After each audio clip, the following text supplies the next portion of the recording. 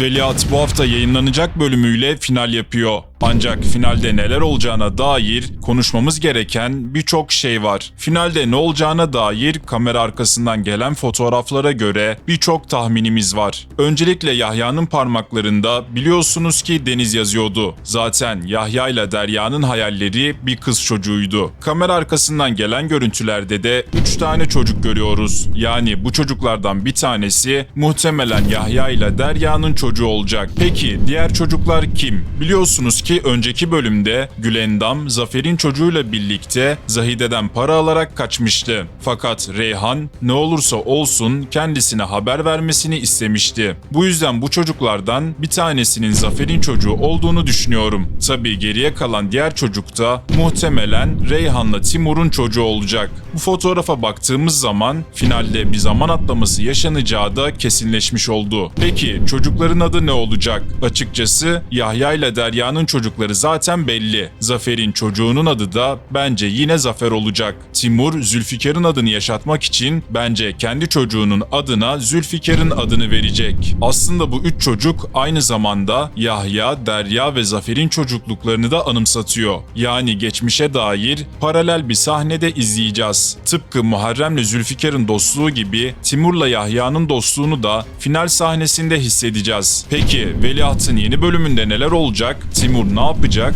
Vezir nerede? Gelin incelemeye başlayalım. Tabi öncesinde videoyu beğenirseniz çok sevinirim. Öncelikle vezirin fragmanda görülmemesi kaçtığına dair teorimizi güçlendiriyor. Bunun yanında fragmanda Esenler seçimini Timur'un kazandığını görüyoruz. Zaten biz Timur'un Kars'tan Zülfikar olmadan döneceğini ve Esenler'i Timur Aslan olarak kazanacağını hep söylemiştik. Fakat ortada büyük bir bela var. O da Faroz. Biliyorsunuz ki Faroz'un en büyük hayali Zülfikar Kars'ın veliahtı olarak Esenler'i ele geçirmek ve orayı yıkarak en başından düzene sokmaktı. Fakat Timur'un seçimleri kazanmasıyla bütün planları suya düştü. Peki Faroz ne yapacak? Esenler seçimini kaybettikten sonra Faroz büyük ihtimalle Timur'u öldürmeye çalışacak. Bu yüzden final bölümünün duygu yoğunluğu oldukça yüksek geçecek gibi duruyor. Fakat Timur'u kurtaran ve kendisini feda edecek kişi bence vezir olacak. Evet, vezir ihanet etmekten korktuğu ve baba yerine koyduğu adamı öldürerek hepimizi şaşırtsa da final bölümüyle kendini affettirecek. En başından beri vezir ve Timur arasında hep bir bağlantı olduğunu düşünsek de maalesef ki senaristler bu konuda istediğimizi vermedi ve Timur sanki vezir tarafından